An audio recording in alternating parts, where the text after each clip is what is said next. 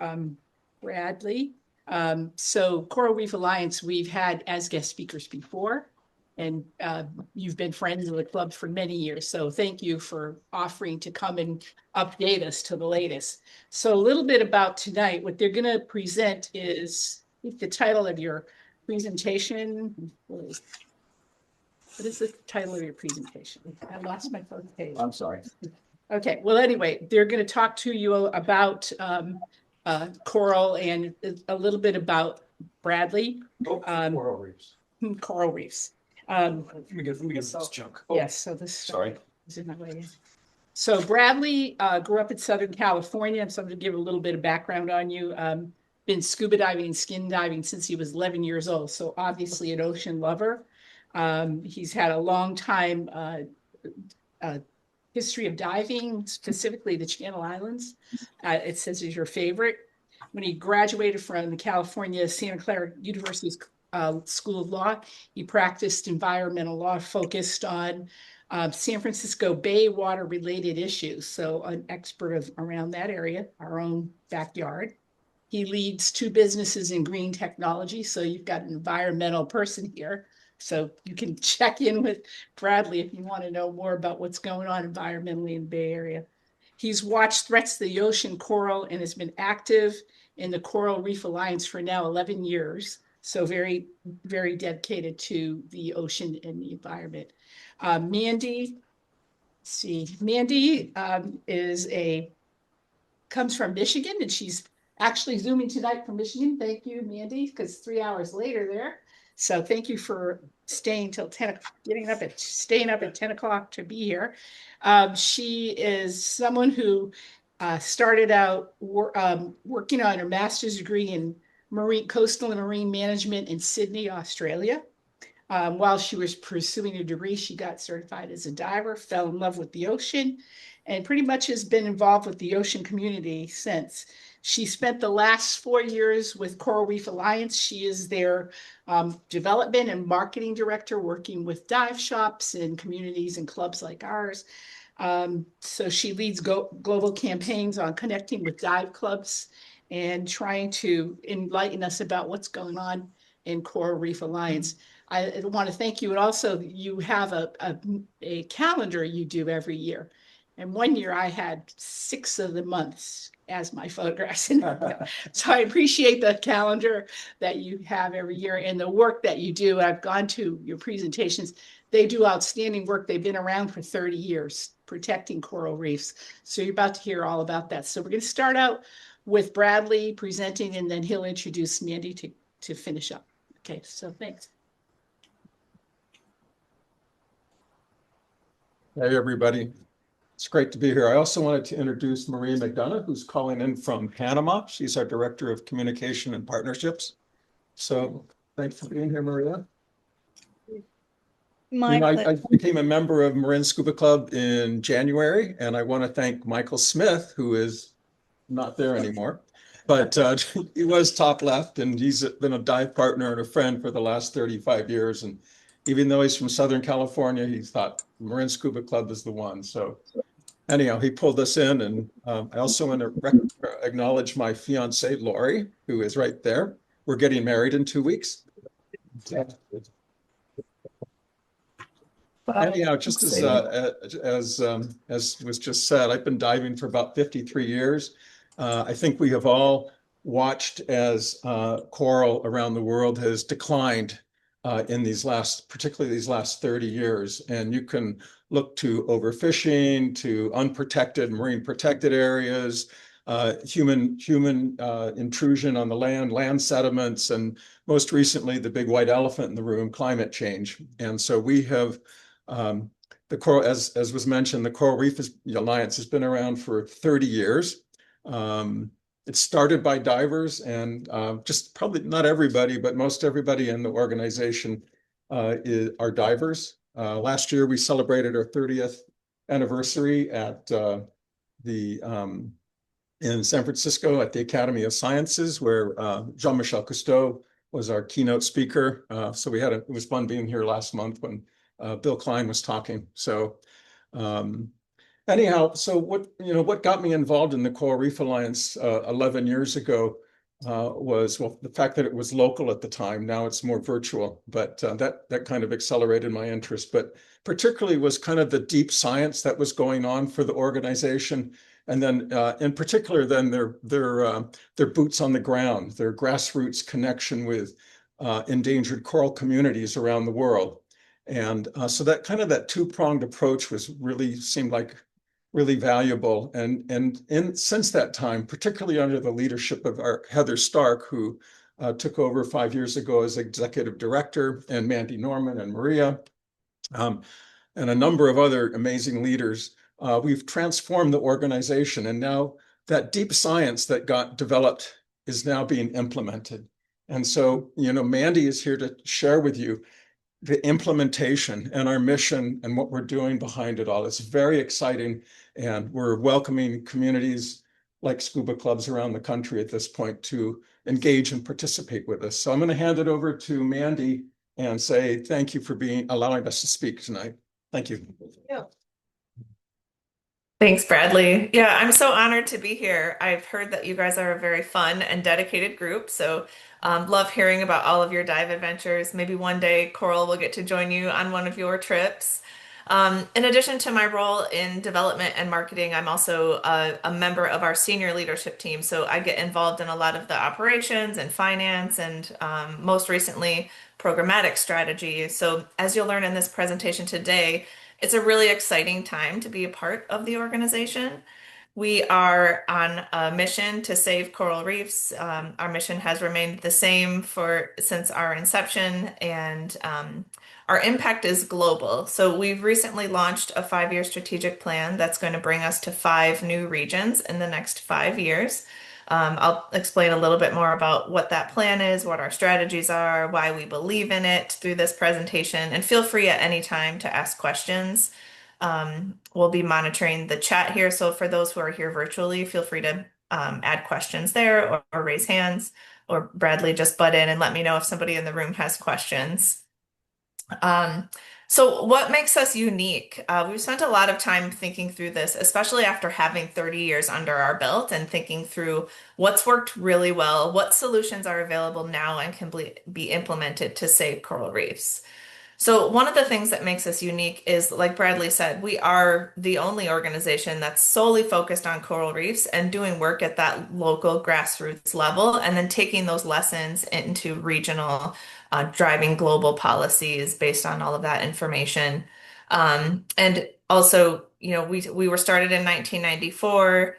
We were based in Oakland at one point, and now we're fully remote, which has allowed us to source talent from all around the world.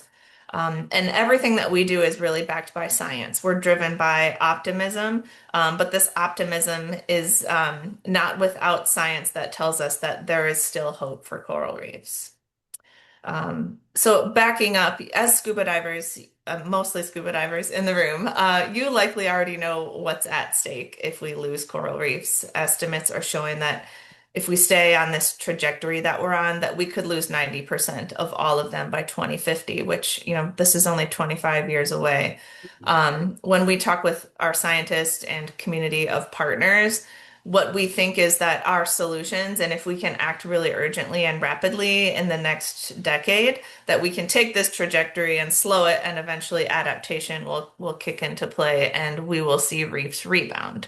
But the big threats have remained the same for many years. It's climate change, overfishing, land-based pollution, and local development pressures, which I know some of you who were recently diving in Cozumel probably learned a little bit about that while you were there, and we can have some of that conversation too when we open up for questions at the end. I'd love to chat about what's happening there. And for us, the message that we want you to walk away with, and especially because you're divers and you're interacting with people who are seeing coral reefs and in these communities, that it's not too late. And so I know there's a lot of doom and gloom messages, but this is really where we're coming in to tell people that there is still a chance for coral reefs. In 2019, we published a study with university partners that was focused on the modeling of adaptation potential of coral reefs. And so this study proved that coral reefs can adapt to climate change. I will say that the reefs that you saw 20 years ago won't look like the reefs of 20 years from now, but what we're working towards is preserving those that are genetically diverse and going to be in these large networks so that we do have reefs into the future and future generations can enjoy scuba diving in the way that you all do. So what is it going to take to do that? We think we know what it's going to take, and that means creating the large, protected, diverse regions of reefs that have this adaptation potential while reducing the two biggest threats, which is land-based pollution. So that can include sediment that runs down from mountains in Hawaii, for example. That could include agricultural runoff and wastewater. And then the other big threat is unsustainable fishing, which we really address this through well-managed protected areas. And it's not just drawing the circles on the map and saying this area is protected, it's really making sure it's effectively managed. The community has the resources it needs, there's patrolling programs, and that things are appropriately regulated. So when we refer to the work of our strategy of building climate resilient reef networks. This is what's really key to their survival. I know, Bradley, you've been around through the evolution of our growth kind of, we started out in tourism and then we brought in scientists to really lead some of this work in adaptation. I don't know if you have anything that you wanted to add here on the science part of this, because I know you were around in those early days when they were talking about what does it mean to create these, what we used to call adaptive reefscapes? Now we're referring to them as adaptive reef networks. Yeah, I'll just, I would just jump in and say, so does everybody understand the concept of an adaptive reef? It's basically saying that there are huge reef systems, like say the Mesoamerican reef, 1,000 miles long, second largest in the world. And what we want to do is ensure that there are migration pathways for the coral larva to start, say, in Cozumel and go all the way down to the Bay Islands. And if they have that ability to transport themselves with currents and whatnot, and we are protecting along the way that pathway, we're going to ensure the survival because of the crossbreeding, and that there are coral larvae that will survive climate change, and we're trying to protect that. How was that, Mandy? yeah, that's really great. And I have another slide that goes into a little more detail too later in the presentation, and I can get into the specifics of that project. But yes, that's perfect. So before we go on, I wanted to ask a quiz question. You can answer this either just in the room, shout it out, or put it in the chat. But which of the following is not a consequence of wastewater pollution in coral reefs? A is algal blooms that reduce sunlight. B, increased oxygen levels for marine life. C, coral disease outbreak. Or D, loss of biodiversity. These might be a little bit easy for this group. Yes, it is B. Okay. So I'm going to break it down by our strategy. So the first is let's talk about clean water. We know that coral reefs need clean water because any type of pollution is putting stress into the system. And when there's stress in a system, it's like a human's immune system. The reefs can't recover. So when there's bleaching events, they don't get time to recover and rebound. And so we're really focused on reducing land-based pollution. 80% of the world's wastewater flows untreated into the environment. This map here, I know it's a little bit small and I can send you guys the slide deck, but it's really interesting because the blue is all of the areas where there's coral reefs, and then the red is where sewage is heavily impacting the health of the ocean. And you can see there's strong correlation. And so for us, we've got some pretty ambitious goals in our strategic plan around this. By 2030, we want to be making sure that 400 million gallons of sewage is kept out of the ocean every year. And for us, that means like drastically scaling the work that we currently do to do this in more locations, which really is going to take funding. It's going to take partners who are willing to uptake some solutions for wastewater treatment, and the solutions might be different in each community. Whereas, in one community, they might need a community-based system for tackling wastewater, and in another, they might need upgrades to individual home systems. So we're really just making sure that our solutions are adapting to the context of that area. And then next, we focus really heavily on well-managed protected areas. This is something that our work that we've done for the longest period of time is really making sure that communities have resources to take care of the protected areas. And then what this adaptation work is going to come in and do is make sure that the protected areas we're protecting the right areas. So bringing in this technology piece to think through and analyze which coral reefs do have the most potential to adapt. Mandy, Our, I could give an example of that. Go ahead. Several years ago, we're very involved in Roatan, and 3/4 of the island was protected with patrols, rangers with boats and whatnot. But 1/4 of the island wasn't, the southeast corner. And so it was depleted of fishing because of overfishing. And so Coral Reef Alliance raised a lot of money and got a ranger and a boat.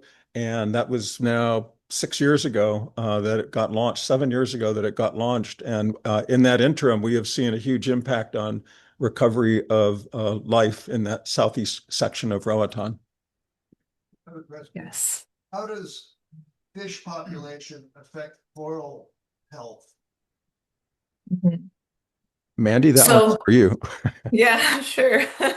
So the two keep each other in balance. So the fish keep the reef free from going overboard and crazy with algae, and the coral reefs are home to the fish. So it's a really symbiotic relationship. They need each other. So the signs of a healthy reef are there's going to be a lot of fish and a diversity of fish on a reef.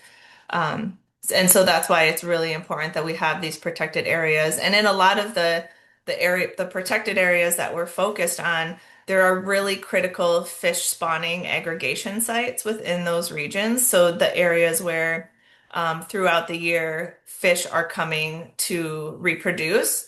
And for us, that's been like one of the most critical things to understand about a protected area is where are these fish spawning aggregation sites so that we can let communities and governments know that these areas are really worth protecting and why, and that it's not only about the health of the reef for them too, it's also like preserving their fisheries and being able to sustainably fish and feed their families.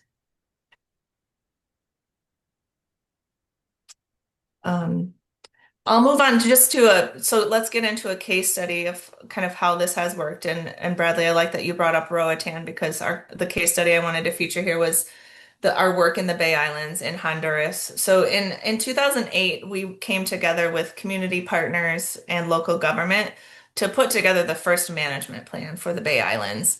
And it wasn't perfect. It didn't include everything that needed to be done in the area, but for the first time, it established some rules and requirements around how you need to be operating within the Bay Islands and areas that you could not fish and areas that had some fishing restrictions.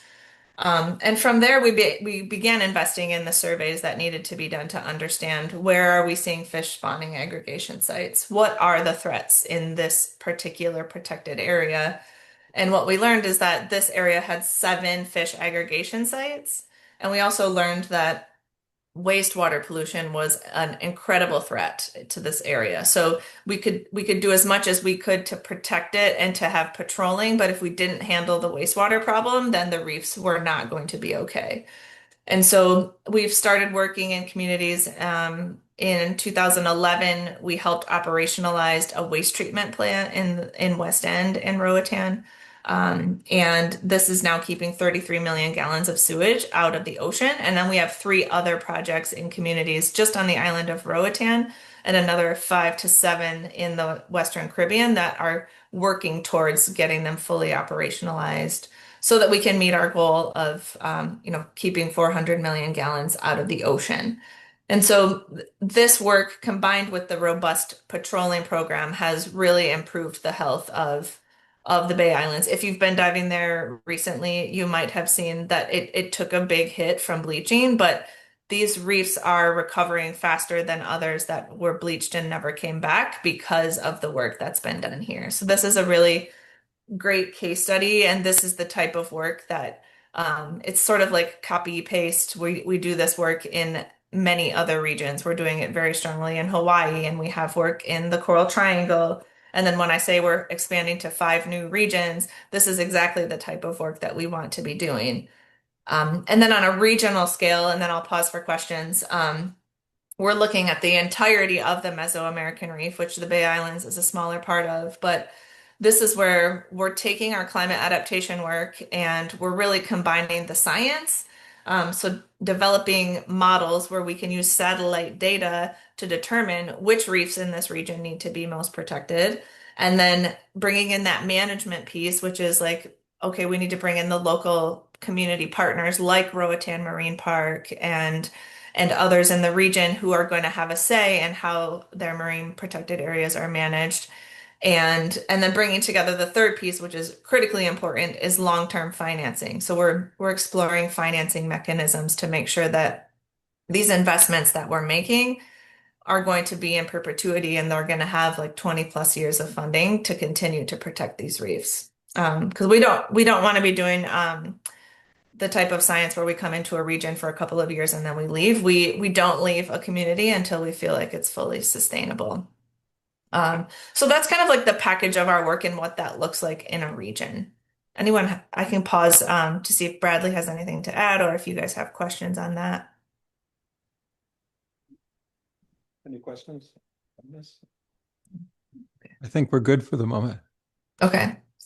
And then this slide just represents kind of what our goals are and trying to simplify what this is because so I'm not a scientist and sometimes the science gets complicated, but basically we're taking satellite technology plus climate smart planning along with deep community partnerships because this cannot be done without communities at the forefront to rezone and reprioritize. So at the end of this project in the Mesoamerican Reef, ideally the protected areas are kind of rezoned and reprioritized, and everyone is really hyper focused on the reefs that are likely to adapt and the ones that are going to feed the other reefs so that they're healthy.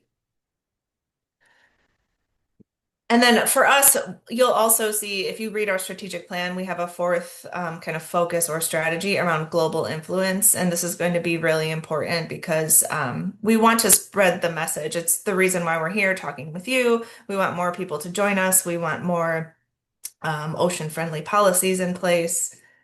So that's an important thing to highlight too. And then our reach. We have Alliance in our name for a reason. We're a staff of only 30 and we get a lot done. And it's because we partner with anyone and everyone willing to do this work from donors to partners, universities, and scientists all over the globe. So I know there's a lot on this slide, but it just gives you an idea of like how big our work can be. And then the map here shows kind of the areas where we think we're going to be expanding to. Bradley, anything to add from your perspective on partnerships? I think this is something that people don't quite understand about our work right away until they get to know us more, and then they understand like how deeply important this is to us. Sure. So, I'm part of what's called the Coral Reef Council, which is kind of a step down from the board. So it's really a group of about how many people on the council? About 30, Mandy? Yeah, I think we're at 28 right now. 28.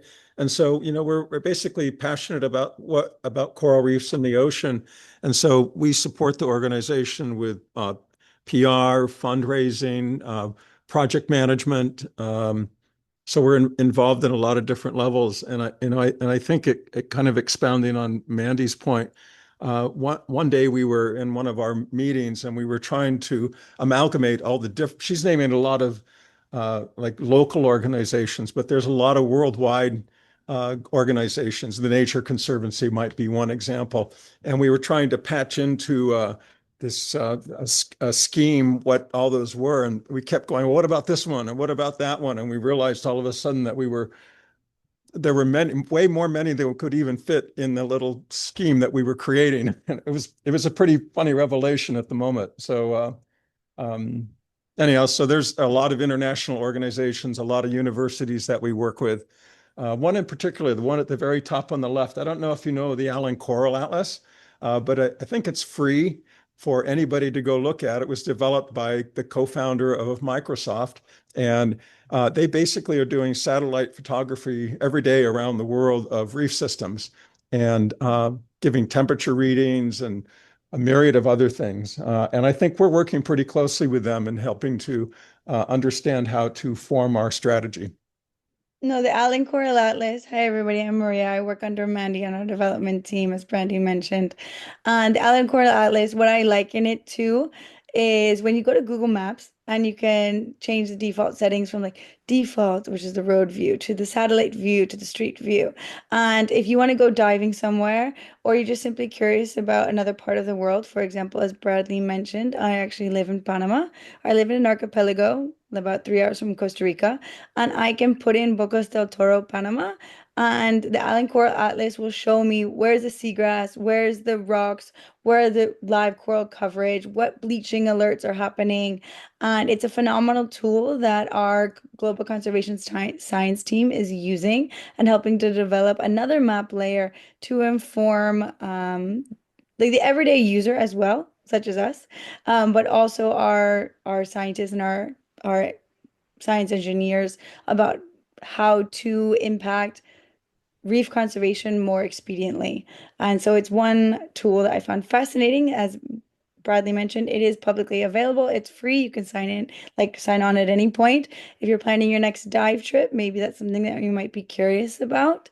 Also, to just add a little anecdote about dive trips, Coral, although we are remote, as Mandy mentioned, and as Bradley mentioned, he first got involved with us because we were in the Bay Area, which is fantastic. But I wouldn't be here if we were still only restricted to Bay Area employees, which I'm grateful for. If you are interested in joining a dive trip of ours, I believe we have convinced Bradley to dive with us in Indonesia this coming March, but we do ideally host 2 different trips a year, usually a liveaboard and a land-based trip.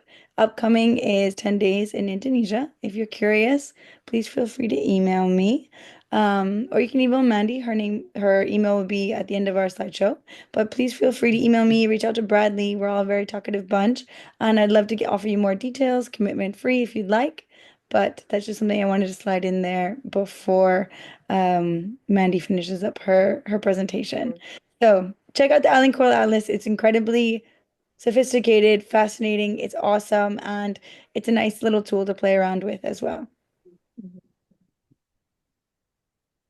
Thanks, Maria. I have a question. Years ago, Coral Reef had an auction for a trip son dive Dubai, and actually Barbara Wambach and myself went on the trip on the Dubai for that. Do you ever do that anymore for fundraising? Do we do that anymore for fundraising? Where you were auctioning trips? Oh, yeah, we do that at our annual event. That was probably probably might have been at the Academy of Sciences. It was indeed. So Jeff Yonover he's the co-owner of Dive to Mine. He's been a long-term supporter of the Coral Reef Alliance for over 20 years, which is why we have hosted a trip there in the past and probably why it was included in one of our auction items for one particular event or another. This past year, it also was included in our 30th year anniversary gala where Mandy and Bradley and I had the pleasure of meeting in San Francisco. So auction item, to answer your question quickly, yes, we do offer it. In this case, it would be pay your way. But that doesn't mean it wouldn't be another opportunity in the future to be able to quote win it at a lower price. Yeah. Cool. As a former estate planner, financial advisor, you offered it as a 501c3 donation. So if you bought the trip, you could write it off on your taxes. Yes. It's a big thing in the Bay Area to make donations to him, because there's lots of people would like that write-off. So I would offer any communication you'd like to have with me on ways that you might want to capitalize on that. I would love that. Absolutely. Yes. We are always trying to make it a mutual two-way street for both of us. That's a great idea. Yeah. And at least for this trip being offered, 20% is tax deductible. Granted, of course, if we could make the whole thing tax deductible in another instance, like I'd love to make that happen. If you wouldn't mind passing Bradley your contact information, we can be in touch and to continue the conversation so we can make everyone's day, yours and mine, by filling these spots in the future. It's a event that we'd like to continue making possible for our community of supporters. That's great. Thank you. Okay. I think I only skipped maybe 2 slides. Let me go back and see what we missed.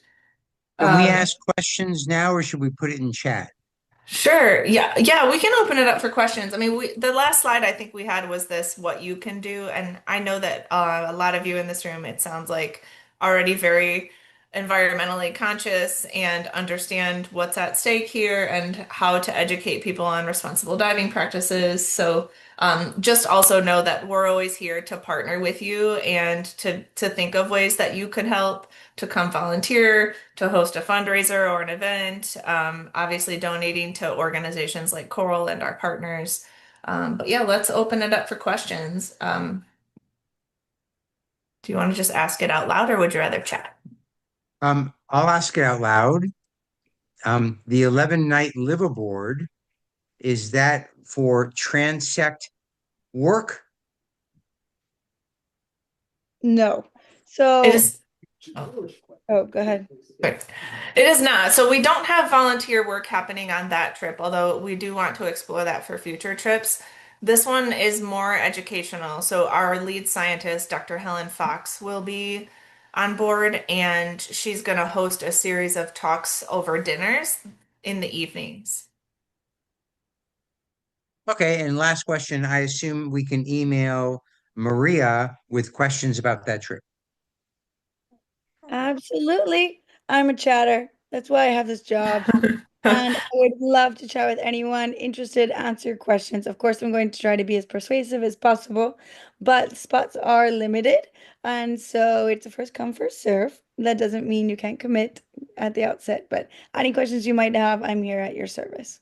Thank Whether you. it's over email, phone call, whatever makes you happy.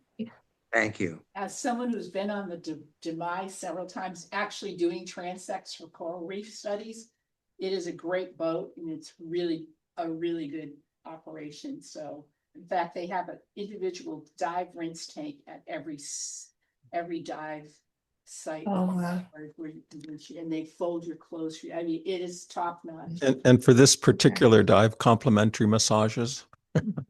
Sadly, I was going to say Just that. saying. Oh, my thunder. To me, that's the key. So definitely a good operation. Great. And keep an eye on our website. I hope you'll follow along on our, if you get our newsletters, you'll get information about our dive trips. We're trying to do 2 trips a year. And it'll likely be one liveaboard and then the other more of like a land-based excursion in one of the sites where we have field work so that you can meet partners and do some volunteer work. So yeah, please sign up for a newsletter too. And if you want to do that, Bradley can get your information and we can get you on our list. Yeah, absolutely. Question. Dr. Sylvia Earle, which you're all familiar with, says there's no such thing as sustainable fishing. What are your feelings about that as far as an organization? I mean, you go in and you try to persuade people not to overfish, but I think amongst all of us in this room and elsewhere, we do consume an awful lot of fish that maybe isn't sustainable. Is there anything outreach educational done around that concept? I've not heard her say that quote before, but Maria, I think a lot about our work within local communities and how important it is for them to have fish as a food source and some of our income diversification projects.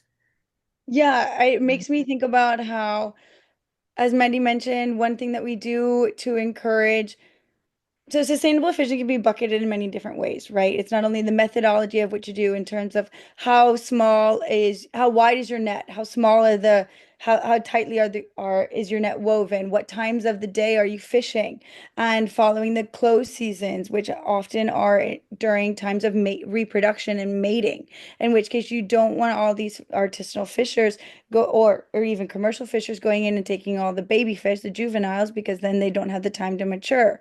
But it's also hard to tell a fisherman to say, hey, wait 3 months because so you can have a bigger catch later when you need to feed your family now.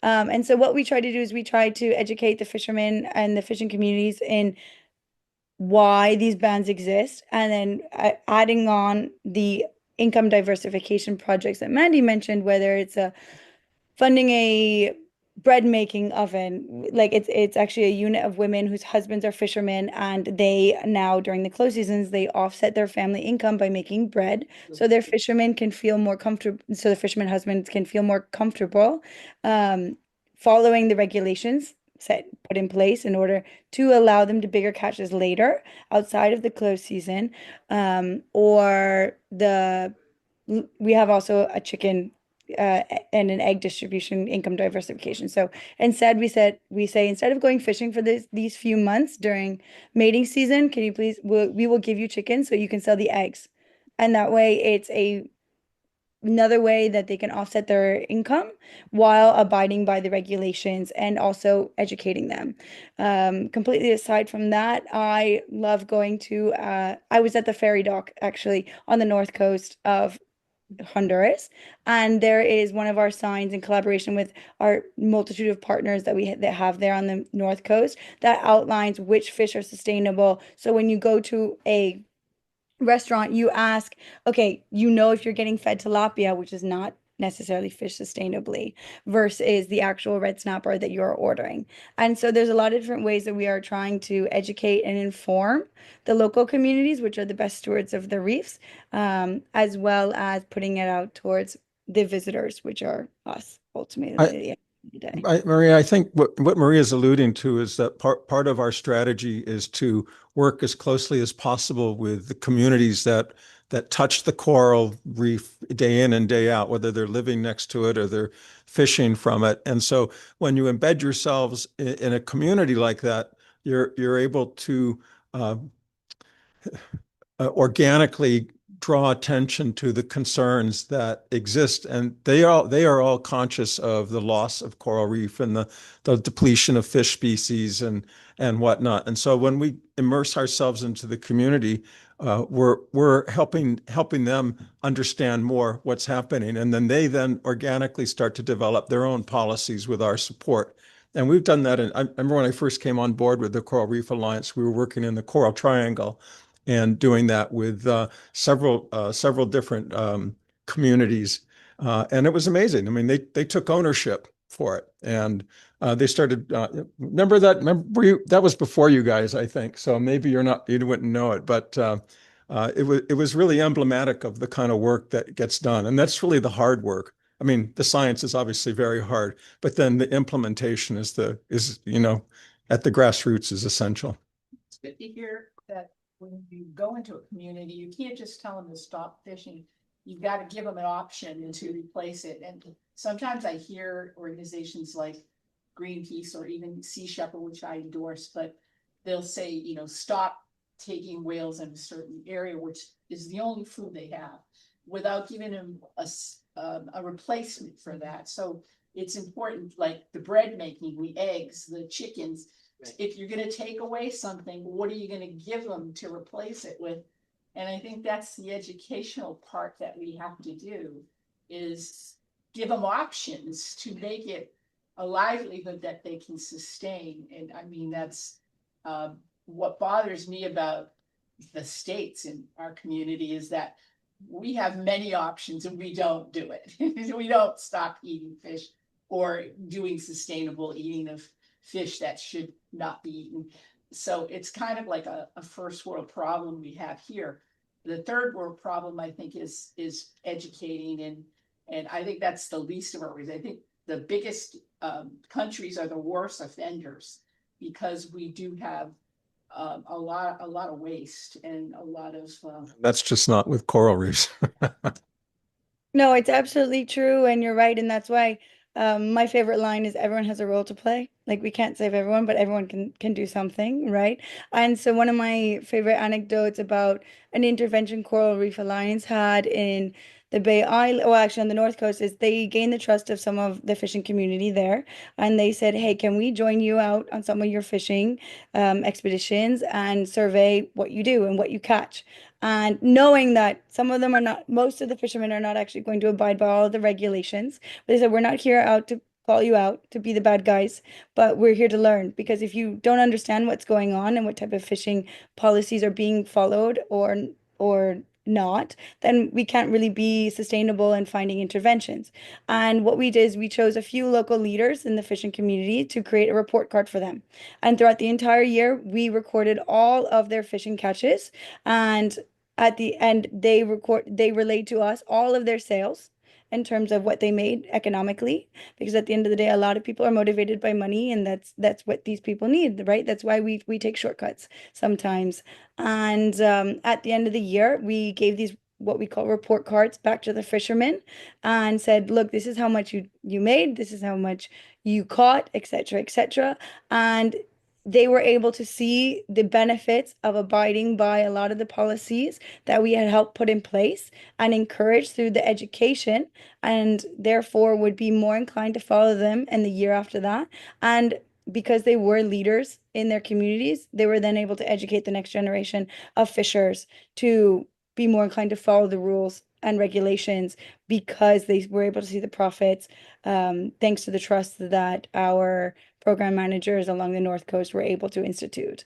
And so education is powerful, and you often don't see a lot of the fruits of that labor, but we are indeed trying to burn the candle from both ends and have our science-backed, community-driven approach be flexibility within structure, as Mandy mentioned. Every location is going to require a different type of flexibility, but we have a model that works, and we stand by it, and we are really optimistic for the reefs because of it.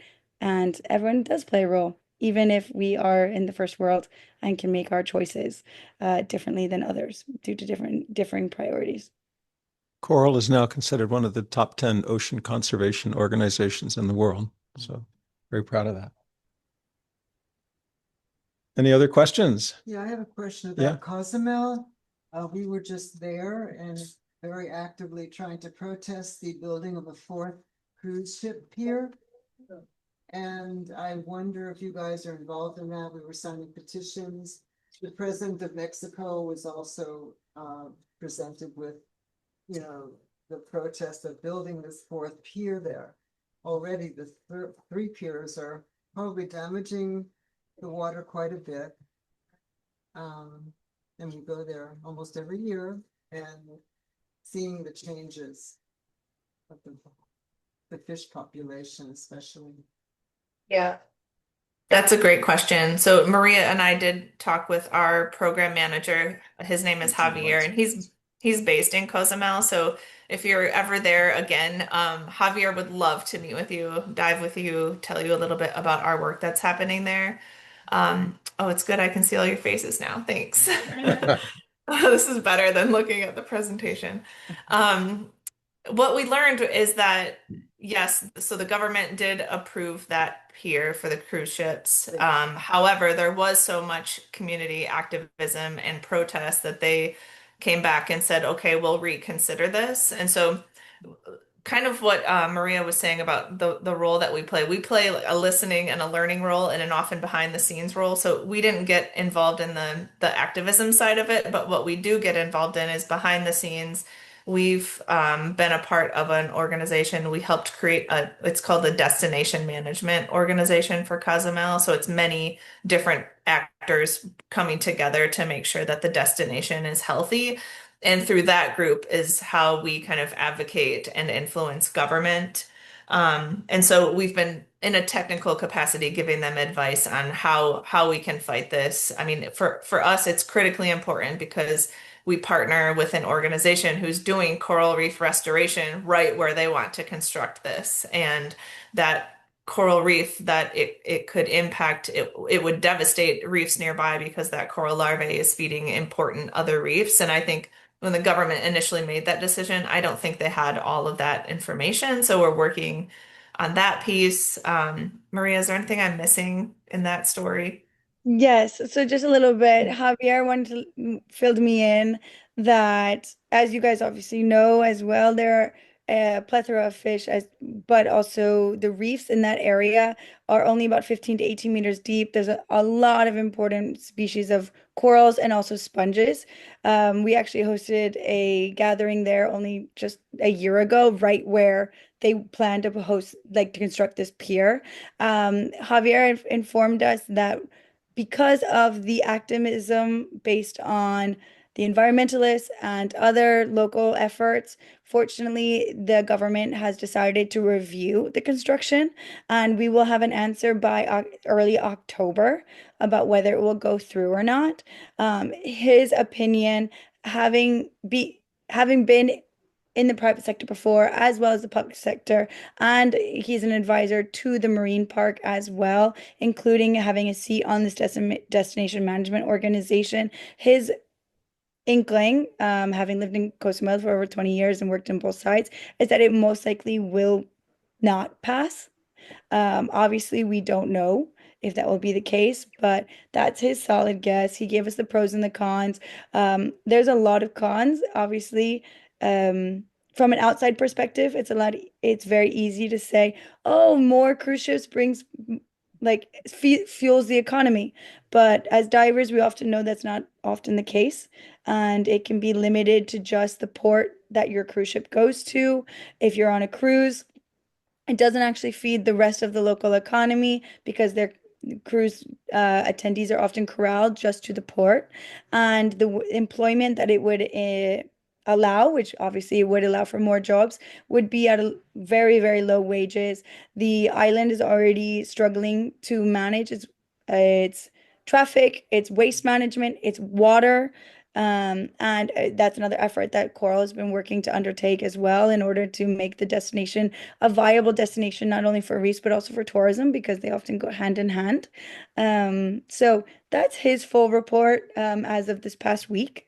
So it's great to know that you guys were just there. We will stay tuned and up to date in the next month or so as that decision comes to head, but that is his report. Thank you.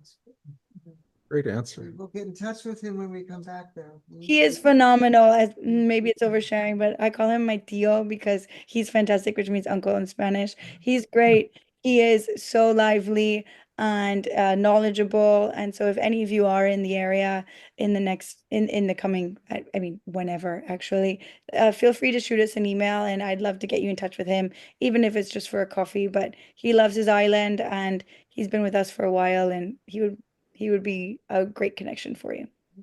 We have another question back here. Yeah, I'm just curious.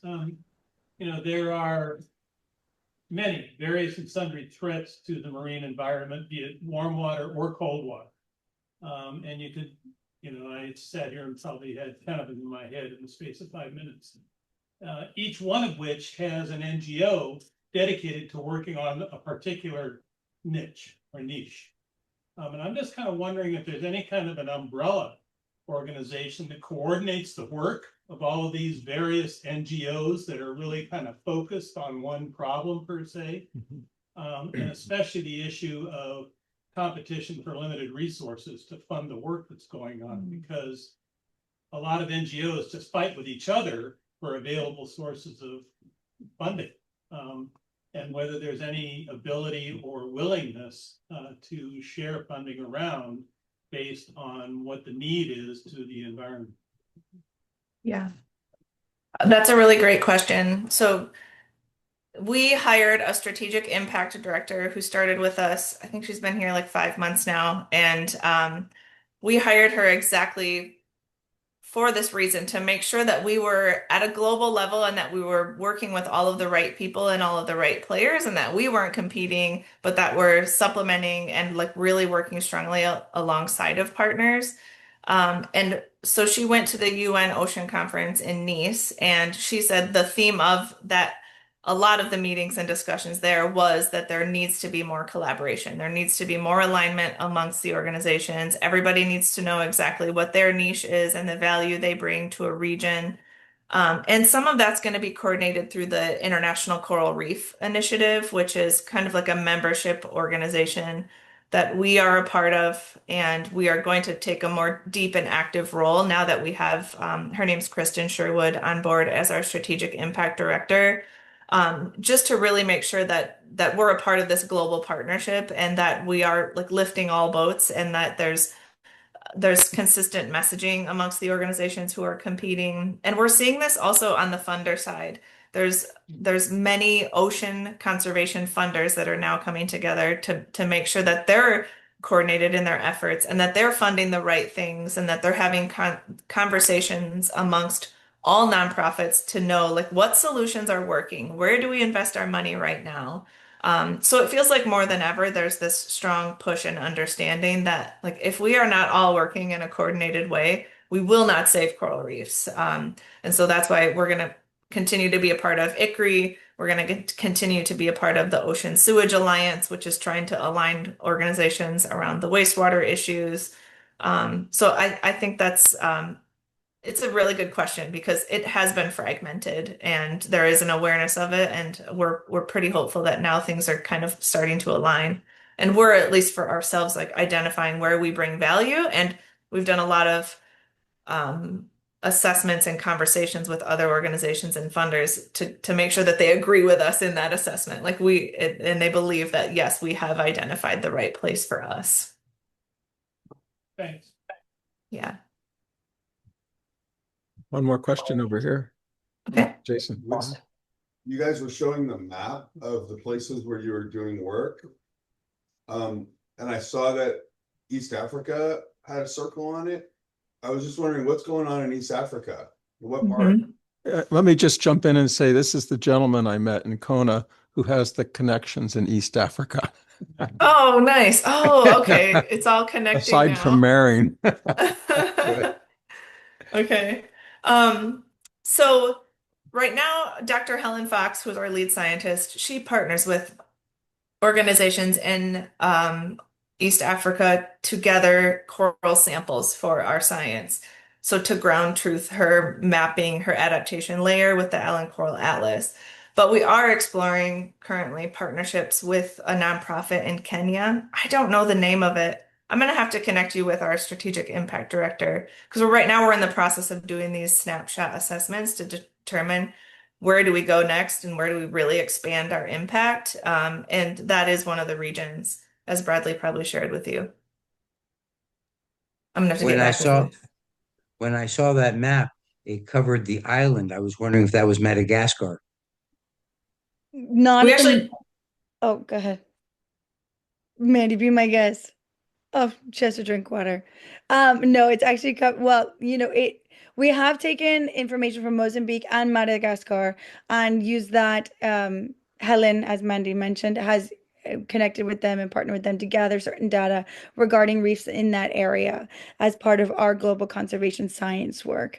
And so that's something that we have already been in partnership with, which is ultimately brings us back around to why we have Alliance in our name. And then going back to deeper into East Africa, as Mandy mentioned, Kristen Sherwood, our Director of Strategic Impact, is currently planned to be attending the UN Environmental Assembly in Kenya this coming December.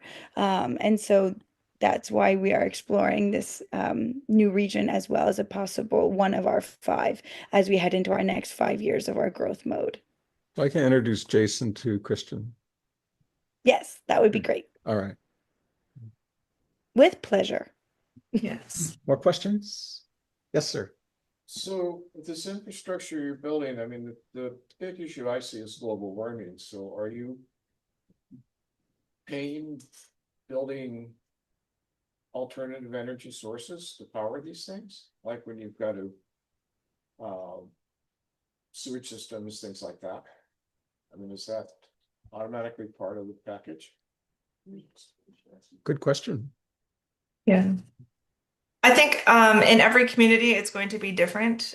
We have not explored that as a part of the solution. We are looking into nature-based solutions, and we do have one of the community projects is partly powered by solar, but nothing that is 100% at this time.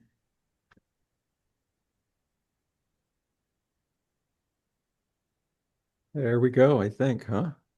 Yeah. Thank you. Thank you all so much. Yeah, this has been really fun. Loved getting to know you guys. Please feel free to reach out to us anytime. I keep thinking this Come is a dive with us. microphone, but it's not, right? And thanks, Bradley. How'd you like the mic? One of them is, All you gotta do is, it's fine, I'll get you to speak loud enough. But you did. want to thank Coral Reef. You guys go for drinks now? Yeah. Oh, right here. They have We a have it pair. right here. See? That's so easy. That's so We'll share nice. it with you if you were here, anyway. Yes, next time we'll be there in Help person. yourself here, anyone. Thank you so much. Thank you so much for coming out, and we'll all work together on any ideas we have, and I would like to pursue what I mentioned, but I think if anyone in the room has any wanting to go on that dive trip, go for it. It's really worth doing. And 20% write-off is pretty good. Even if you don't get 100%, that's a pretty good deal on a dive trip. So Yeah. on your taxes, which are pretty high these days. Just want to go over what's coming up in the next few meetings. So next month we have Eric Douglas, who is a storyteller, and he's going to talk about scuba diving and storytelling. And then it's October, we have two incredible women, Ashley Bugay and Tiffany Dong. I'll tell you a little bit about Ashley and Tiffany. I've dived with them in the Arctic and Antarctica. They're both incredible storytellers, writers. Ashley Bugay lost her husband when she was pregnant. He was in a dive accident with a rebreather. She was 6 months pregnant with 3 children. She had to pull up her bootstraps and kind of go ahead in her life with 3 little ones after that terrible accident. And he was a military diver. So she wrote a book about his relationship with the ocean. So best-selling book. She's also written another couple of books. But in the meantime, she's done incredible work for the ocean and has supported just opening a new nonprofit called Seabirds. And she and both of these women right now are in the Arctic on an expedition. And they're really, really great speakers. So Ashley's just got her PhD in education. She does a lot of work with children in teaching them about the ocean. So she's an amazing person.